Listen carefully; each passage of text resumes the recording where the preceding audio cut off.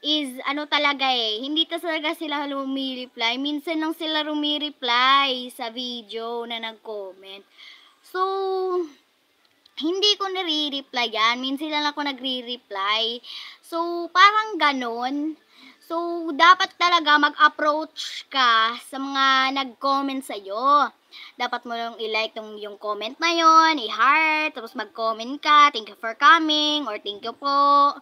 Tapos, kung nagsabing magaling ka sa live ng iba, so, yung papanoorin nila yung premiere nyo, nagsasabi sila ng magaling ka, sobrang galing mo. So, komentuhan mo sila, mag-approach ka sila na thank you po, magsabi kasi kanila. So, pag nagla-live po kayo, kayong mga small YouTubers, pag may punta sa inyo, tapos umalis na, kahit wala na sila, sabihin nyo pa rin, thank you for coming. Katulad dito, si Ate Irene, ito yung supportive channel niya, Bicolana NHK. So, ang sasabihin nyo yan, kung bumisita man yung supported channel or ninja channel ni Ate Irene, is kahit wala na siya, umalis na siya sa live nyo, sabihan nyo pa rin ng thank you for coming, Ate Irene, Bicolana, NHK, ayan.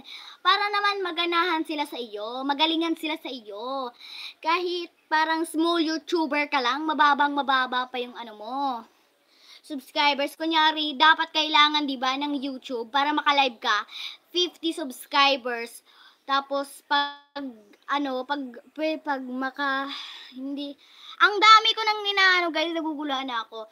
So, dapat, para ma-monetize ka, or para ma-verified ka, is dapat mong sundin itong mga steps. So, makikita mo to sa, YT Studio app. So, dapat mag-download kayo ng YouTube Studio app para maraman nyo yung mga dapat nyong makamit na milestones para ma-monetize kayo. Dapat nyo, kailangan nyo ng 1,000 subscribers, 4,000 subscribers, 3 million views, in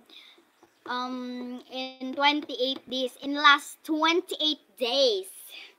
So, ayan guys. So, magpapahinga muna ako itutuloy ko yun Char, hindi tayo magpapahinga. Ganun. So, ganon. So, dapat nyo yung makamit. So, pag nakamit nyo yung 50 subscribers, is dapat pa kayong mag-verify or hintayin nyo yung ilang days. Tapos,